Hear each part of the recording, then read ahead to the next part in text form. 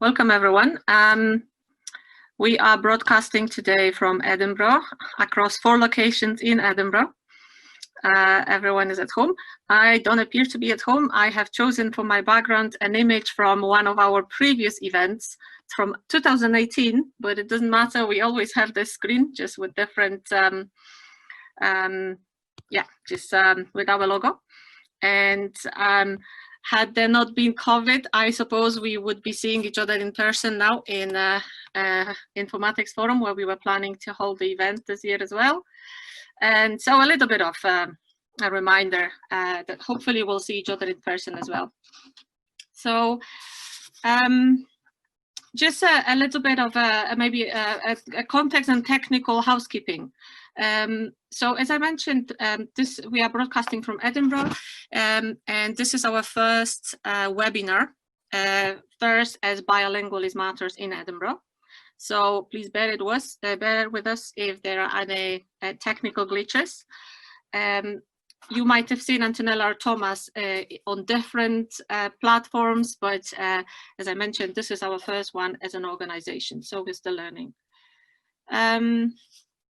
As I mentioned, the technical housekeeping, the session is being recorded, and so we've asked you whether that was an issue. Some people had, but I think there is no visibility of attendees. The attendees are not being recorded. Also, if you ask questions and you don't want your name to appear, you just have to put it as an anonymous question.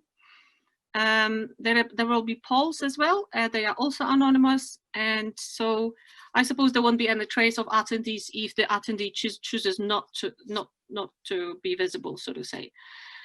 We will share this video afterwards. If the recording has good quality, we will try to add a BSL translation and share it with the BSL community as well. As a webinar attendee, you are not enabled to neither speak nor be seen, but you can interact with us via the Q&A session. And there's if you basically touch your screen on the bottom, there should be a Q&A icon, and when you press, you can ask questions to specific panelists or to all panelists, and the questions will be answered at the end of the session. So you can ask questions anytime, but they will all be answered when the talks finish at the end. There's also a chat area, and you've seen already perhaps Christy has been putting links to our website, and if there's anything you would like to share with the whole community that is relevant, or just say hi, just use the chat area. Okay, I think that's everything. From the technical side, the seminar is meant to last 1 hour. We have 2 panelists. They are both very experienced speakers, and we're delighted to have them. So just for your reference, we are all affiliated with Bilingualism Matters Edinburgh. So let's start from the most senior person, Antonella Sorace, Professor Antonella Sorace, the founder of Bilingualism Matters almost 11 years ago, Antonella, I suppose. And Antonella is a professor of the developmental linguistics on top of various other things that she does, or perhaps primarily. And Dr. Thomas Bak, who has been with Bilingualism Matters for several years, and he is a reader in cognitive neuroscience, human cognitive neuroscience. And he also is a program director for bilingualism in later life, aging and dementia. They will be, there's also Christy Brewster, and Christy Brewster will be managing the Q&A today, and she, as well as myself, my name is Katarzyna Przybicin, or Kat Przybicin, as many people know me. We both work for Bilingualism Matters. Right, so I think we're going to start with the first talk. It will be Antonella talking about languages in lockdown and beyond. And Antonella, without further ado, I suppose over to you.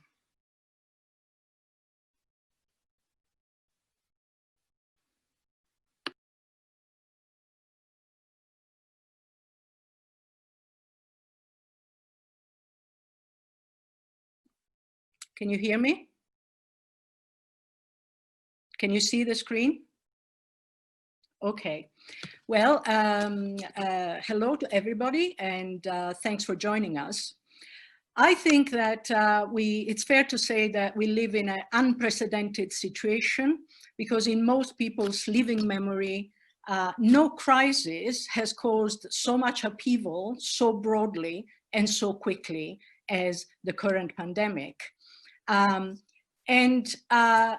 We've all experienced a situation of lockdown. Many of us are now, the lockdown restrictions have been released gradually, more gradually in some places than in others. But clearly the lockdown situation has created challenges for everybody, but we're going to focus on the challenges for bilingual families, multilingual families. Sorry, just yes, and I think it's fair to say that the challenges are compounded by social inequality. So the loss of nearly 4 months of education will have an impact on all children, but some will be worse affected than others. Because some children received one-to-one parental support, for example, but others couldn't do that and struggled to continue learning at home. We also know that a good number of children don't have access to a broadband connection, or they can't connect to internet at home. And many children don't have a quiet room where they can study at home, particularly in low-income households. So we're all aware of these inequality constraints. But the message that I want to give you today is that, as the proverb says, all clouds have a silver lining. So we can try to turn the temporary disadvantages of the current situation into longer-term benefits for multilingual families. So what does it mean? What has the lockdown meant for families that are coming out of it? And what does it mean for families that are still in it? And let's not forget that it may happen again. We all very much hope that it won't. But I think, it's useful to see what we can learn from a situation like this. So lockdown means, or meant, more time spent with the whole family. So all family members are together in the same space for a much longer period of time. And that means more use of home languages for bilingual and multilingual families. It also means less use of the majority language, the language of the community, and typically the language of schooling. Typically it's the same language. And that also means challenges of homeschooling. So schools are closed, families have received instructions to do homeschooling. And many families find themselves doing homeschooling in a language that is not their own. So in a second language rather than in their home language. So how can we turn this into an opportunity for home languages and for bilingualism? I think it's useful to give you a little bit of research backgrounds. I don't have time to go into details, but just to say that having more than one language in the family can give children potential linguistic and cognitive advantages. So what am I talking about? So from a language point of view, bilingual children tend to understand how language works in a spontaneous way better than monolingual children. And they do it because their brain spontaneously compares more than one language.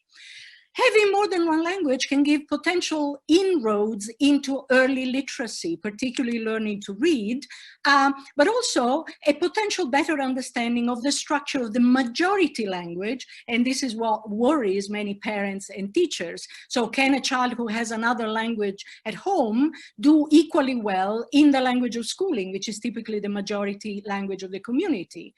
And the answer is yes. I mean, obviously if they get enough exposure to the majority language and the language of schooling.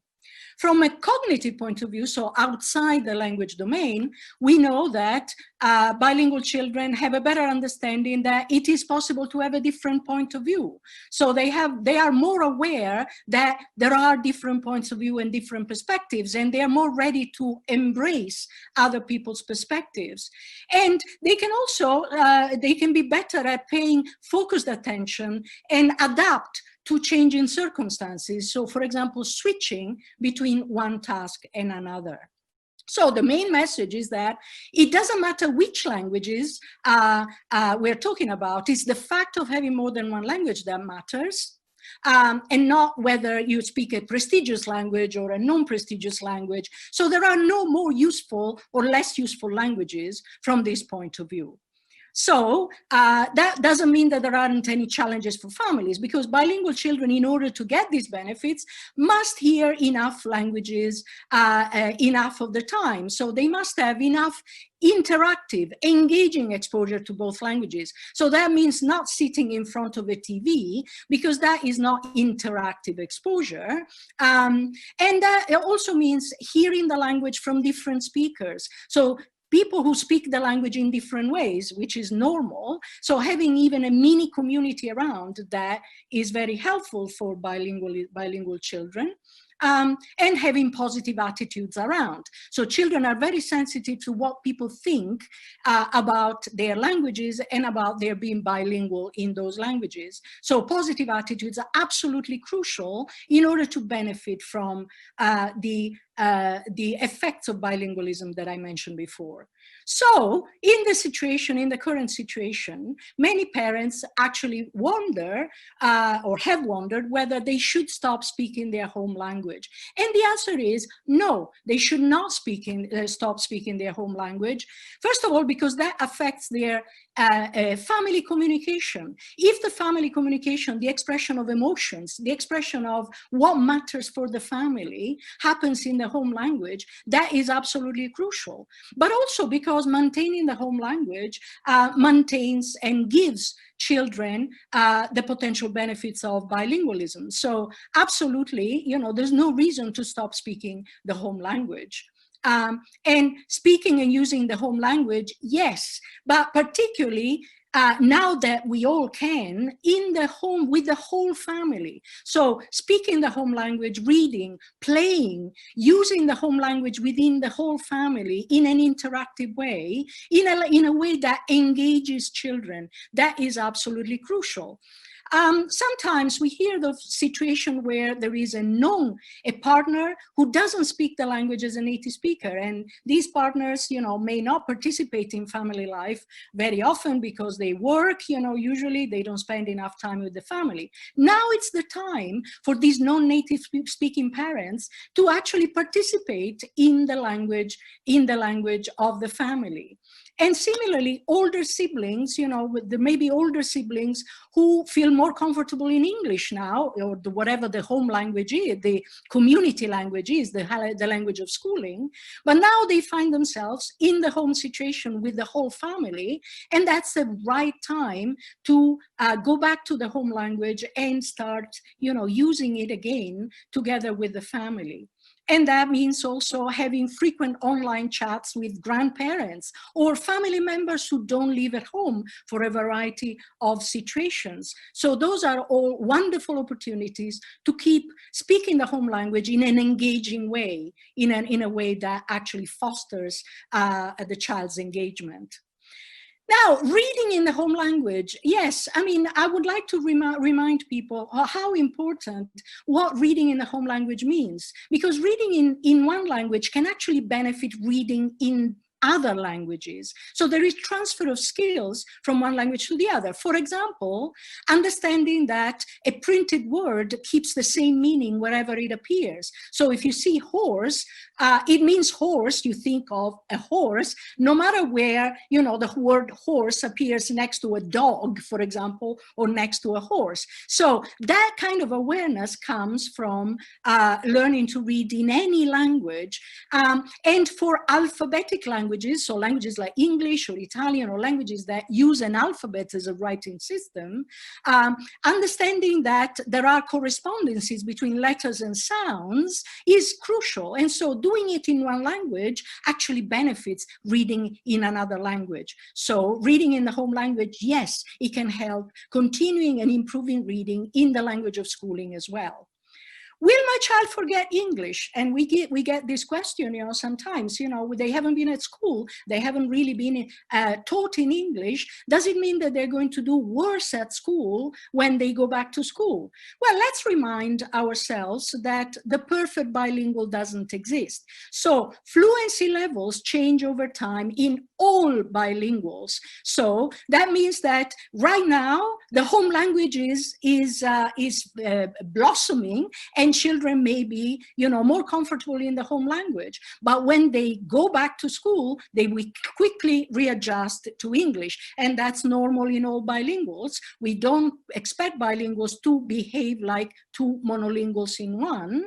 And fluency level change over time. So it's all right for now to be more fluent in the home language. That will change in due course. Can I do homeschooling in my non-native language? Yes, you can, even if you don't feel very comfortable in the language of schooling because it's not your native language. And many parents worry that they might actually affect their child's English or whatever the main language of schooling is.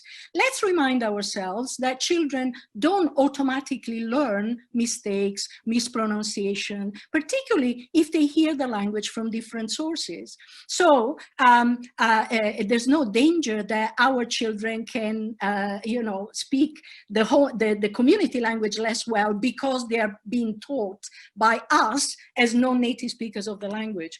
And let's also remember that speaking both languages, so trans languages, can be very good. So you don't have to stick to the non-native language. You can also, move back and forth in and out of your home language. And that is also good for homeschooling. And finally, homeschooling in immersion programs in a different language. So I'm thinking, for example, of Gaelic medium education schools in the UK, in the Scottish environment. How can you help your child? How can you do homeschooling? Well, you make all sources of input available to your child, first of all, but I would suggest also grab the opportunity and start learning the language. Get your children involved. In many cases, what we see is that children can be wonderful teachers. So it makes them feel really important. It makes them feel that they do know better than we do in these languages. And so get them involved, learn from your children and get the opportunity to start learning a new language, which is always useful at any age in life. And making children proud of their languages, this is part of the whole situation. So children's positive attitudes and positive perception of their languages is actually vital to bilingualism in any minority language. So making your child feeling really proud and really good with speaking the home language or the home languages is very, very important, and it benefits their future performance in English or in whatever the community language is. So to go back to what we were saying at the beginning, all clouds have a silver lining. So let's turn the temporary disadvantages of lockdown, of this crazy situation that we are living, into longer term benefits for multilingual families and for bilingual and multilingual societies. Let's celebrate languages. So let's compensate for the temporary disadvantages with increasing the value of home languages. And we are here to help. Bilingualism Matters does precisely this. It tries to get involved with many sectors of societies, including families, including schools, including health professionals and other sectors. And you can always, we are here to help. You can always get in touch with us and ask us questions, and we'll try to help as much as we can. And this is the ways to get in touch with us. Thank you very much.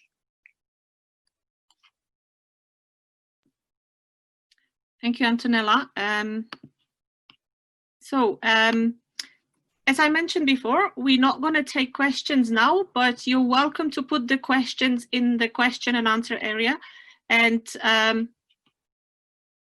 Thomas, you are started sharing yet, but I would like to use the opportunity for between the presentations to just ask the audience a few questions, and they are related to Antonella's talk. So you will see the polling coming up, and if you could just answer, that would be fantastic. So let's start with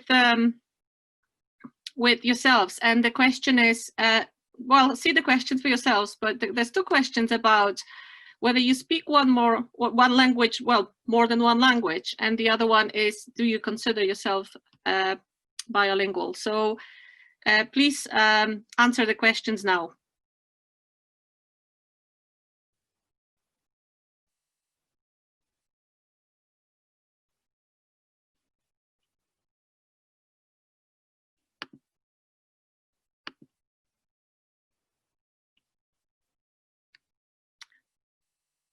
Fantastic, almost everyone has now responded.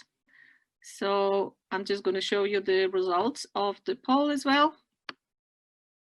We've got a very multilingual community joining our seminar today.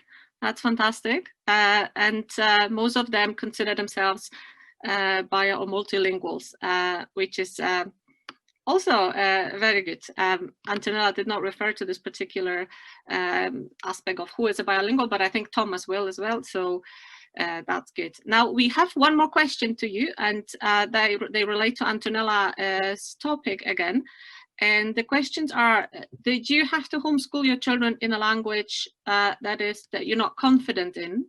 That's the first question. The other one is: did you feel that your children were using more home language? And the third question is if you are perhaps working in a school environment, and it's the question about the languages of schooling. If you could take a minute and respond to those questions, it would be fantastic.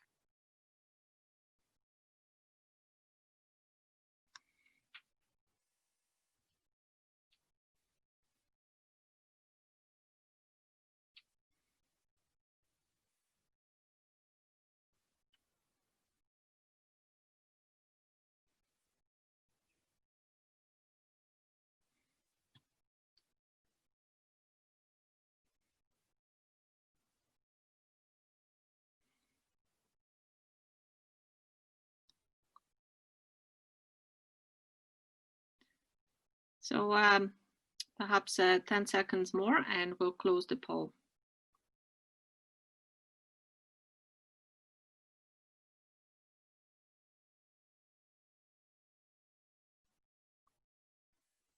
Brilliant. So there's not everyone, but I suppose perhaps there's a few people still left. Perhaps they don't want to vote, in which case just going to close the poll now. Fantastic. And you can see the results here as well. So I suppose there's quite a few teachers amongst us, as 1/4 of the audience was worried about the pupils' language skills, and very interesting results as well. Right. I'm going to stop sharing at the moment, and I'm going to pass on to Thomas Bak, and for him to run his presentation.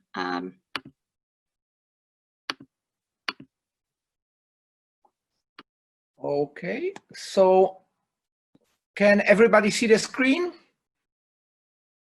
and listen to me? Okay. So one moment, there's just no feedback. You are being seen, and we see your presentation, Thomas. Okay, perfect. So then I start. Okay, so my talk has kind of more indirectly to do with COVID, because I think one of the problems, apart from lockdown, which this COVID crisis has made even more acute, is what is a kind of information we can trust? You can find a lot of information, I mean, bombarding us, I mean, from, you know, I would say very serious to different conspiration theories and so on and so on. And the question always arises, what are the sources of information that we can trust? And that is something which I want to kind of approach in my talk in relation to bilingualism. Now, just to start, I put my Twitter handle, so if you take any pictures, you are welcome to take pictures of the screen and you are welcome to tweet them, but please tag me in so then I know and can kind of retweet it again. Okay, so just to give you a very quick history of bilingualism research in one slide over the last 200 years, I would say that for most of the human history, I mean, bilingualism was something very normal. And in fact, in educated circles, it was recognized that it's something which is not just normal, which is necessary. I mean, there's a beautiful citation of Goethe, in fact, published in his posthum work 1 year after his death, that who doesn't know foreign languages knows nothing about his own, which in a way modern research would very much support with the idea of what we call now metalinguistic knowledge. But then in 20th century, there was also a very, I would say, bilingualism hostile narrative, assuming that bilingualism really destroys people, particularly children's intelligence. And the kind of classical study would be here in 1923, where Serre claimed that kids who speak English and Welsh are underperforming, and that's because their brain is completely confused with these two languages. Now, a big shift of the pendulum in the other direction came in 1962, where a study in Montreal started to look whether there is really such a disadvantage in bilingual children, and found, to their surprise, exactly the opposite. If anything, if we practically control for socioeconomic status, bilingual kids were better. And I would say it followed about 50 years of research showing more and more benefits, which Antonella also referred to in her talk. And I would say kind of nice paper I would just pick out, I mean, I could say 100, is 2009, where Białystok wrote about specific effects. Now, it's very, very important. Bilingualism has been shown to have specific effects, some of them positive, some of them negative, although not many, very, very few, and some indifference. So it's not that bilingual makes you generally brilliant and intelligent and so on. It has very, very specific effects, and that will become relevant in 2 slides time. And then I would say the kind of thing turned a little bit, 2013 with a paper by Papp, who was claiming that bilingualism effects don't exist. And since then, I would say there's a certain fashion of papers which kind of come with sweeping statements that it's no effect whatsoever, it doesn't really matter. So that's a kind of quick story. And by late, so to say, by 2015, 2016, there was almost a fashion of having bilingualism debates. So for instance, one was Society of Neuroscience in London, Biology of Language, where Ellen Białystok, whom I mentioned, had a debate with Manolo Carreras. Then in September of the same year, I had a debate with Papp, whom I just mentioned, in Ghent, in Belgium.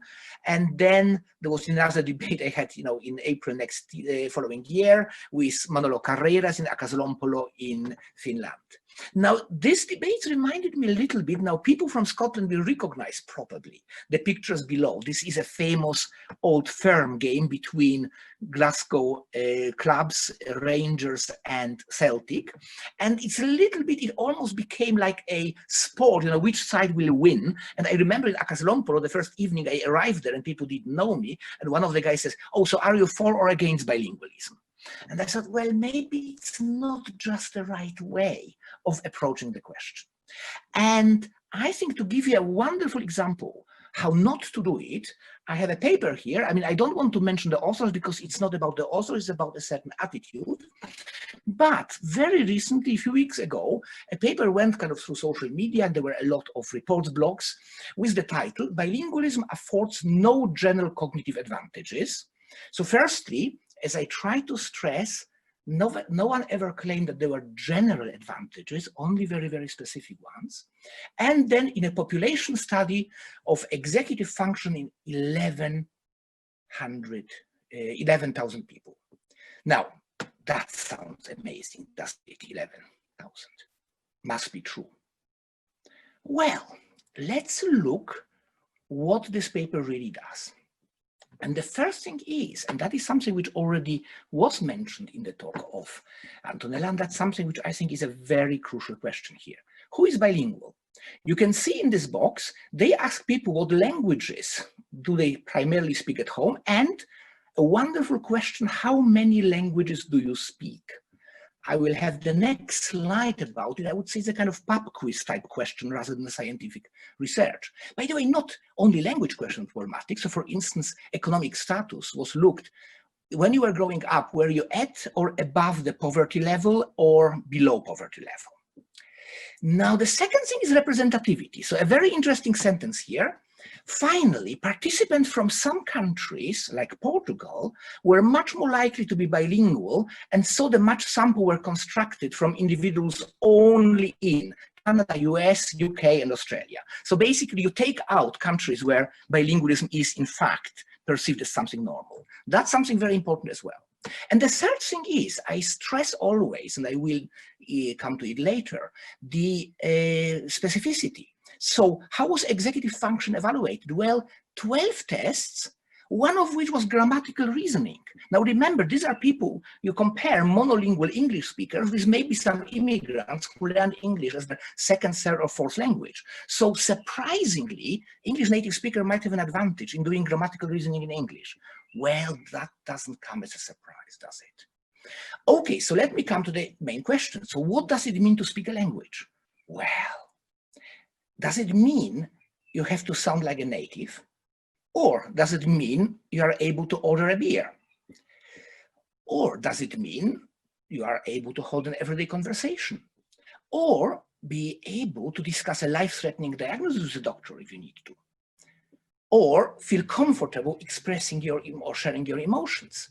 Now, those of you who are bilingual might notice, by the way, that there might be a different answer to different questions. So we might feel, for instance, much better discussing precise intellectual topics in one language, but for instance, emotional in the other. That would be the case for me. And is it about current or past use? So if we grew up speaking a language and then for the last 20 years we hardly used it, is it still, so to say, the language that we should note or not? So in a way, you notice it's very difficult, in fact, to say what it means to be a bilingual. And if we look at the studies, we will find that on the one hand, the comparison of mono and bilinguals is very problematic because very often you can have people coming from two groups. So for instance, if you take out all the countries in which bilingualism is normal, so you take the classical immigration countries, and that's exactly what authors have done here, then you have association between immigration and bilingualism. And by the way, it can go in both directions. So on the one hand, you can say that there is so-called the immigrant advantage, the immigrant strength. So they are the strongest of their community who have left, survived the immigration, settled in the new country. On the other hand, they are very often in a disadvantageous position in terms of economic situation, education, and so on and so on. So we are not really comparing like with like. Education prestige. There is something which I find very interesting, which I call the sandwich model of bilingualism. In many societies, not just in Western ones, you will find that the bilingualism is most prevalent at the upper and the lower edges of society, with the middle being monolingual. It's certainly the case, for instance, in, let's say, in UK, where you will have the kind of the posh people who, you know, used to learn French, now are probably learning Chinese. And then you have all the immigrant languages, which have a lower prestige. And then you have the monolingual middle. But as I say, I will come in a moment to Bolivia. There you would have also the Western languages at the upper end, and let's say the Aboriginal languages like Quechua, Aymara, Guarani, and so on at the lower. And then you have the question of reverse causality. I will come to it in a moment. But the second is, it's not just about apple and oranges, it's that the apples are very different. So within the bilinguals, there are a lot of important variables: age of acquisition, proficiency, patterns of use. So I would say over the last 10 years, probably, a lot of focus has moved from just looking how proficient people are to looking how much, so to say, how they use the language, including code switching, which for a long time was frowned upon and now is seen as, in fact, something which can produce very positive cognitive effects. Let me now give you a kind of very quick metaphor which explains the importance of the place. Imagine you are doing a study in Edinburgh which finds that water boils at 100 degrees. And then you want to find out whether it's universal. So you consult your colleagues in Amsterdam, in New York, San Francisco, and Shanghai. All of them tell you the same. Does it mean we have a universal law? It seems so. And then imagine that there is a paper coming from La Paz saying, oh no, I think it's 92 degrees. You would be very inclined to say, this might be wrong. Maybe they don't have good measurements, or they did something wrong, and so on and so on. And then maybe you will find that also Addis Ababa and Lhasa have different results. Now you notice already what I am after. The boiling temperature of water depends on the altitude. Now, if something as basic as boiling temperature of water, a relatively straightforward physical fact, depends so much on the place, how do we want to believe that bilingualism will be exactly the same everywhere across the world? And that is exactly the paper which I entitled Cooking Pasta in La Paz, looking at these different effects. And the lessons are, one is a large N alone, so a large number, does not make a funding universal. So if you have a study with 11,000 people, like the one I mentioned, if they didn't assess properly bilingualism, the study is worthless. It would not be better if they have 100,000 of people, because at the end of the day, we have no clue what their bilingualism status was. And having 100 studies doesn't really invalidate one single if it's looking at a different effect. And that is a big problem in another genre which we are being bombarded with. And these are systematic reviews and meta-analysis. It is believed when we put all studies together, then we will get something true. Well, it depends. You are looking at available studies, and in order to have representative data, you need to know all the potential contributing factors. And I don't think it would be a very modest assumption that we can ever know that. So let me summarize in a few slides. So why do studies produce different results? Well, naturally they do. Firstly, you have different types of bilingualism and also monolingualism. Monolinguals are not that easy to find in many countries, maybe in Britain easier than others. You have different associated interacting variables, as I was mentioning. Then you have task specificity, so it's not all task, and level of difficulty. You have a task so easy that everybody does it, or so difficult that no one can do it, then you will find no difference between groups. Language of instruction plays a role as well. So here we had, for instance, in the study I mentioned, people who very often spoke English as a second, third, fourth language, but tested in English. Then you have the issue of reverse causality. So is it learning languages that makes people clever, or is being clever make you more likely to learn languages? A very interesting topic. I have 2 papers which dealt exactly with this issue. And then the question how you interpret the results. Let me also focus on one topic, because that's particularly of importance for me, and that is dementia. There are also big debates about dementia studies. Does bilingualism delay the onset or not? Well, the first thing is, it's age of onset rather than incidence. So it's not that it prevents dementia, that you will never get it. It's that you will get it later, probably about 4 years. 4 years is a big result, but very often it is interpreted wrongly, saying it prevents it. It depends on diagnosis of dementia. So Alzheimer or frontotemporal dementia might be affected differently. And here the age threshold comes in. If you look, for instance, only of people above 65, then you miss a lot of FTD cases because they very often manifest before 65. Language of assessment. So very often you will find studies that look, for instance, at dementia patient in Hispanic population in the US, but using English as the only testing method. So again, you are putting people at disadvantage, possibly testing them in a language which they are less confident in. And then you have a paradox of atrophy, which is very complex. I am happy to kind of come to it in a discussion. So let me now, I think that's my penultimate slide, summarize what are the common prejudices against bilingualism. Because I would say, if you look at all the situation, it's so logical for me that I would expect to have different results. I would be surprised if all studies would be showing the same. I mean, that would be very unnatural. That doesn't happen in any other area. For instance, if we look at the effect of education on, let's say, dementia, cognitive aging, and so on, why should bilingualism be an exception? So I think there are probably a lot of different reasons why people find it difficult to accept the kind of bilingual advantages. One is the idea, I put it as bilingualism versus Google, is just waste of time, effort, money, brain space. And very often this is based in a model of brain like a chest of drawers. You put things in and then basically putting an additional language is taking away space for other things. But we know brain is not a chest of drawers, it's a network. So putting another layer in fact reinforces the information you have, and that could be the explanation for the things that Antonella mentioned. For instance, teaching people to read in a second language improves the reading in the first. So from this point of view, and vice versa. So the things reinforce each other because they interact. So this is a very, I would say, a relatively outdated idea of, so to say, chest of drawers model of language. And we describe it in this paper, 2017. Many people fear bilingualism must be confusing, particularly interesting, they're almost always monolinguals. And then let's not forget there is also a political dimension. I mean, I have these three pictures here to kind of illustrate it. I don't know if anybody recognizes the flag. It's from Friesland. I noticed looking through international literature after I published a paper about stroke and bilingualism, that there was an article how good news it is for Frisian people because now they are proud of the language and they will have less strokes. Not quite, so I think well meant, not quite exactly how my study meant it. Jeb Bush here, he was criticized in US during the last presidential campaign for his ability to speak Spanish. And here, I mean, the flower is, many of you might have heard, very recent news in Britain, where, for instance, a family was forbidden in Coventry to put an inscription in Irish on the grave of their deceased relative because it was considered as a political provocation to use Irish as a language. So let me come to my last slide. I think if we really want to approach this topic, we need to embrace the complexity. There's a beautiful citation.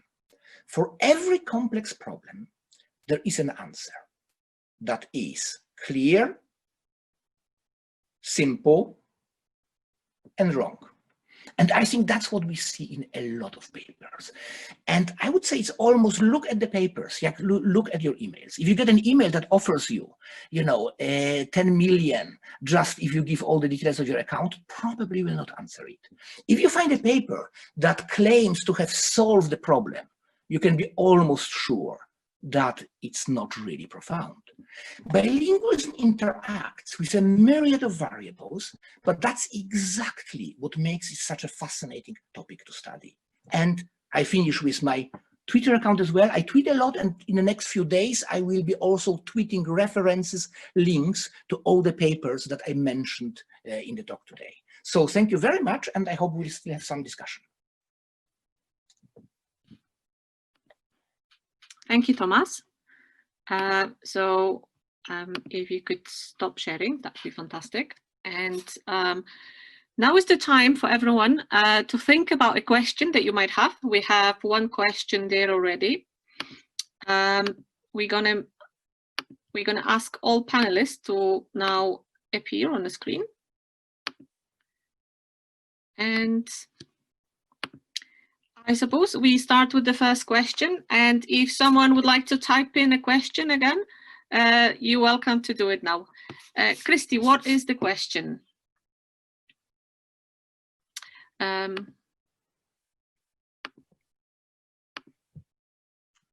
Well, we have one question at the moment that came in while Antonella was talking, so she did answer some of it, but we'll probably want to expand on it. It's from Faye McDermott, and she says, parents of children who attend Gaelic medium education are in the majority not fluent in Gaelic and are worried that their children are losing their Gaelic language skills. What can they do to keep their children engaged in Gaelic? Right, as I said before, that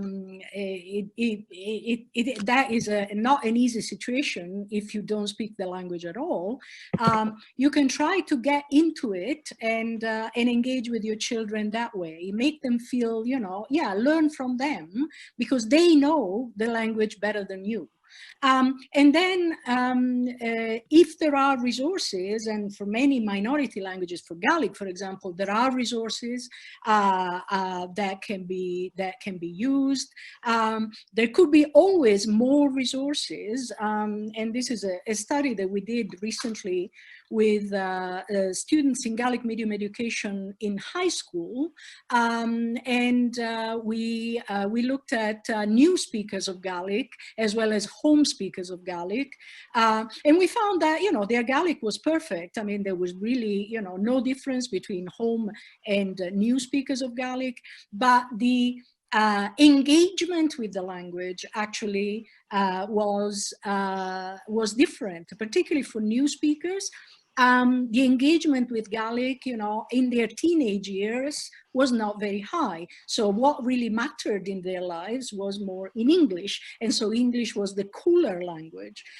What can we do about that? Well, you know, create more resources, make sure that Gaelic as well as other minority languages really become part of children's lives in a more important way. Great, thank you. We have another question that's come in from Vanessa. Either of you or both of you could answer. Is multilingualism associated with better cognitive performance than bilingualism? So I guess if more than two languages has any kind of difference than just two languages.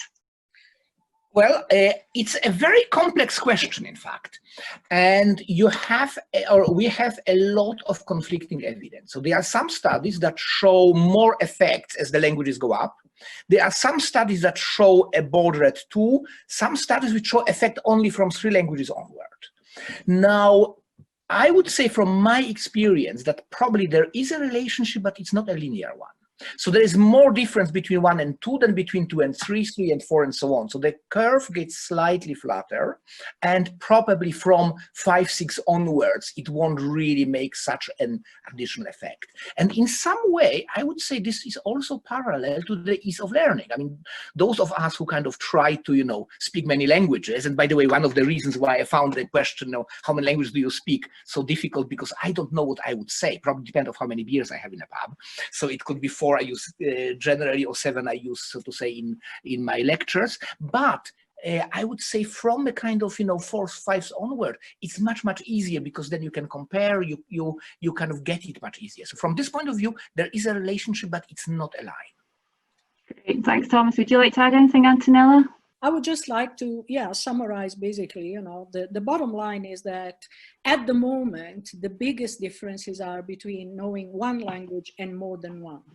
The differences between 2 and 3 or 3 and 4 are less clear, but the difference between 1 and more than 1 is clear. Great. We've got another one coming in. This one is from Adriana Uribe. I work teaching ESOL to new Scots, and during this period they are not actively practicing their newly gained English language skills. While children are facing the difficulties of homeschooling, I'm assuming that perhaps my adult students would have regressed in their language learning process.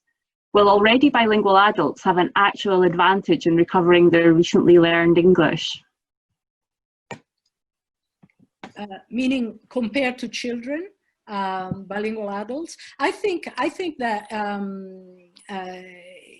the level, as I said, bilingualism varies, you know, the level of competence in both languages actually changes depending on exposure, depending on circumstances and so on. So if now it's a circumstance in which English is heard less, and therefore, you know, proficiency in other languages gets better, and then the situation changes, the relative level of competence will change too. And I think we shouldn't worry too much about the effects of hearing a language less right now, in anticipation that future changes may change the levels of proficiency once again. Thank you. I think maybe the angle she was coming at was maybe if they are already bilingual, so if they already speak 2 or 3 languages and they're learning English, will they have an advantage over people that are learning English as their first foreign language? Does that make sense? Their first, second language? Yeah, they might. I mean, there's no clear evidence, you know, but it might be that being multilingual, you know, helps in this sense as well. But we don't have any hard evidence, you know, to show that. Okay, the next one is from Angela. She's found that through bilingual story and songs shared within a setting with parents, it's proving a great support and success in speaking several languages. Is there any kind of research about that in terms of backing that up, that storytelling and song sharing is good in supporting home languages? I would say yes. I mean, there is research that the more resources, the more the language is actually engaging for children and for speakers, the better from the point of view of learning. So, you know, children can learn, obviously, you know, their brain can learn, but we have evidence that if the engagement is not there, if the motivation is not there, if the attitudes are not positive, then the learning can suffer from that. So creating stories, songs, engaging activities that keep the language not only alive in terms of input and exposure, but also in terms of motivation for a child to use it, it's definitely very good. Okay, and we've got some questions from Alexander McMillan, who works as a paediatric speech and language therapist. He's got a few questions here. What are your views in relation to best practice supporting children with E2L? I'm not sure what E2L is. It might be a speech and language therapy term. Second language and expressive language differences. Maybe English is a second language. Okay, English is a second language and expressive language differences. Which language should be promoted, used at home, and which at school? So people who speak English as a second language and have expressive language differences.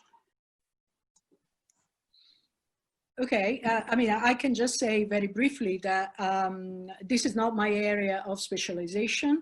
I have colleagues who work on this, and what I know from them and from the research, the literature, is that clearly cases have to be assessed, you know, individually. But from what we know globally, there is no evidence that speaking more than one language is necessarily a disadvantage if there is a condition of this kind. And there are various different kinds of conditions and different levels of severity. So we're working on autism, for example, we're working on specific language impairments, and it's not just one size fits for all, you know, there are different kinds of manifestations, levels, and so on. In general, the generalization is that speaking more than one language is not necessarily a problem.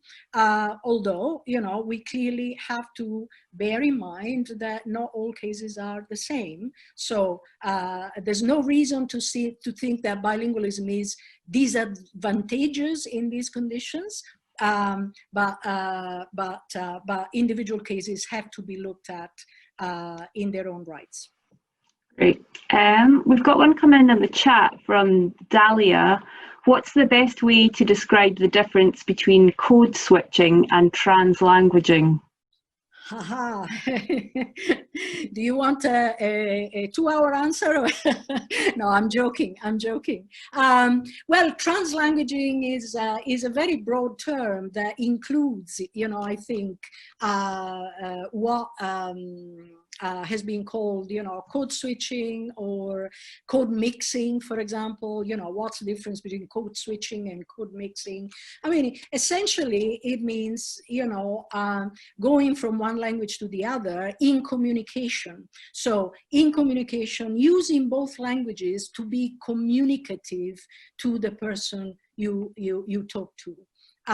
So clearly we can look at the details, you know, of translanguages, what it actually means, you know, and there's a lot of studies about the difference between, you know, mixing codes or switching from one code to the other when it happens. There are rules, you know, of code mixing and code switching that children learn very soon. So it's not a sign of confusion, but translanguages is a broader term term that includes many of these manifestations. Great. Thomas, is there anything you want to add? That continues the whole lifetime. So, I mean, there is a good reason why there is so much interest in this topic, because I think traditionally the view of language for a long time was very static. So the idea was you learn a language when you are a child and that stays with you for the rest of your life. Now, this is not the way how we see it now, and it's very important also for the cognitive effects. Language is dynamic, it changes. Even, you know, we have one study that we look at the Western Isles of Scotland, people change the language use pattern very much after retirement for a good reason, because then they start speaking much more, for instance, in Gaelic, because they don't have to switch always to English to work and so on.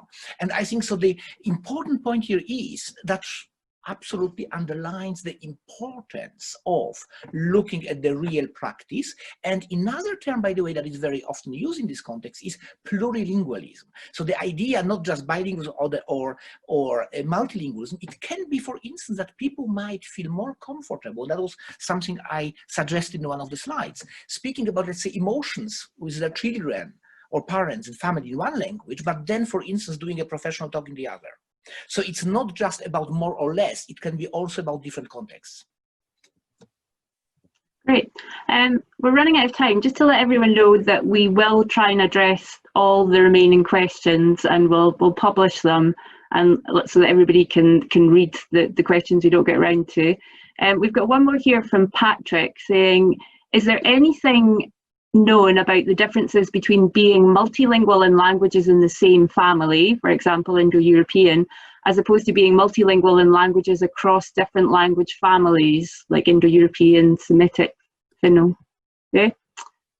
Thomas? Yeah, I mean, as it happens, I mean, Antonella and I will have a meeting with a student in an hour where we are practically, PhD student, we are supervising, which works exactly on this topic.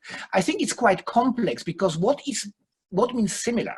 So we have to look, phonology is not the same as vocabulary, is not the same as grammar, and so on and so on. So that's one of the points. And secondly, it can go in both directions. So you could intuitively think the more different the language, the better, because then it gives you a kind of creative approach and, you know, changes your frame of mind and so on. But it could be exactly the opposite. If you have two languages that are very, very similar, then you have to control your output more, because it's much easier to get them confused. So you have, so to say, to concentrate more, to activate one and not the other. So from this point of view, this is really a fascinating topic, very much a topic of current research. Yeah, Antonella, would you like to add anything about that? Just to add that, yes, it can really go both ways from a cognitive point of view. Also because, you know, when you speak two similar languages, yes, I mean, on the one hand, you may have to, you know, invest more effort into, you know, keeping them separate and so on. On the other hand, it may not matter so much to keep them separate because you're more likely to be understood. You know, if the two languages are similar, you know, even if you mix them and so on, you are likely to be understood. So the motivation to keep them separate it can be reduced. So we need more research on the actual effects, but clearly there are multiple effects that don't always go in the same direction. Okay, I think we're just about coming up on 4 o'clock now. 2 minutes, so maybe last question. So Alexander, the pediatric speech and language therapist, also asked, how should parents with two different languages who are not proficient in the other speak with their children? So households where the parents are both speaking a different language. Antonella, do you want to jump in there? Yes, I'm not sure I quite understand the question, you know, but if each parent speaks a different language, why not? I mean, they can each speak their language. That is a well-known system, you know, in the literature. It's called one parent, one language system. And, you know, does it work? Yes, it works. You know, it tends to change over time, you know, and particularly it's important that, you know, the parent who speaks the language, the minority language, that is not the language of the community, is consistent in using that language because obviously, you know, that language is heard less compared to the language of the community. There are situations in which the parents speak two languages that are both different from the language of the community, and so the child becomes trilingual, right? And that is also possible.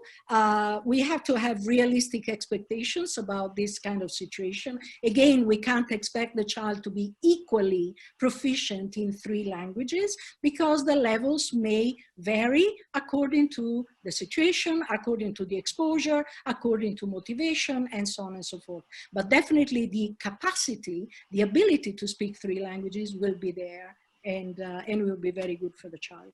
Thanks. Thomas, is there anything you want to add about that one? No, I think, you know, Antonella has summarized it. I mean, in a way, the situation, which in fact, I think some of us know quite well.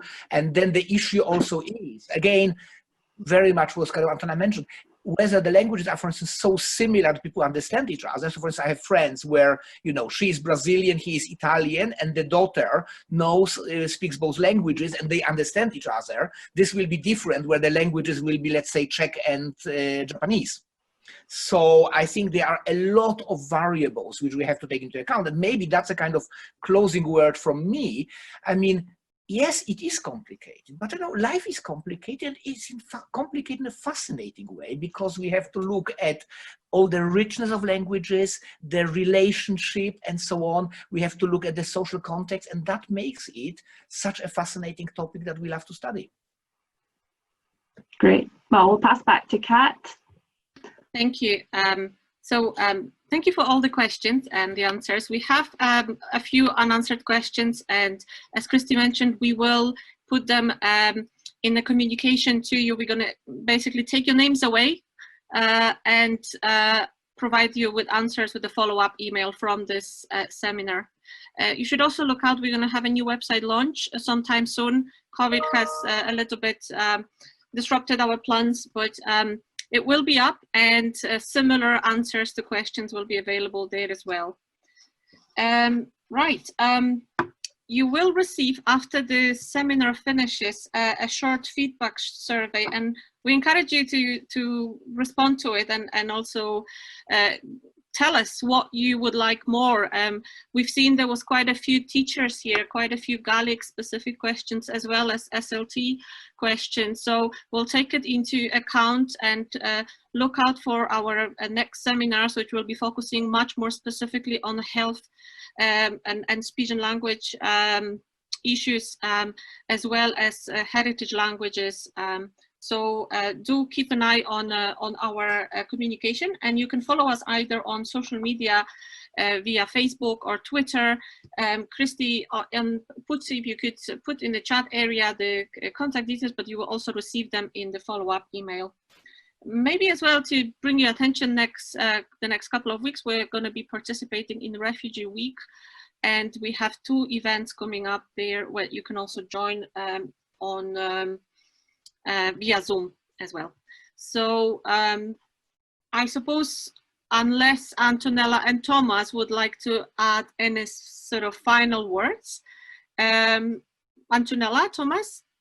Well, no, I mean, just as I said, I mean, I will be, and I mean, I hope, Christopher will retweet it. So if there are any useful links, I mean, what I find useful about Twitter are not necessarily text, but the links that we can send so that you can access the information directly. Exactly. So you can find Thomas on Twitter. And Antonella, any final comments from your side? Yes, you can find me on Twitter. You can email me as well. And so communication channels are open. And we welcome any comments and questions and ways of working together. Thank you. Fantastic. And on the chat area, you can also find there's been some links posted for parents and people involved in Gaelic medium education. If you want to have a look at what's prepared there for the parents and for children to maintain or develop Gaelic. And we will share these as well in a follow-up communication with you. So thank you very much for your participation. It's been a very new experience for us. It's a shame that we cannot see you, but thank you for interacting with us in all ways possible. And we wish you a lovely weekend. Hopefully the weather improves here in Edinburgh. And yes, I hope to see you again. Thank you.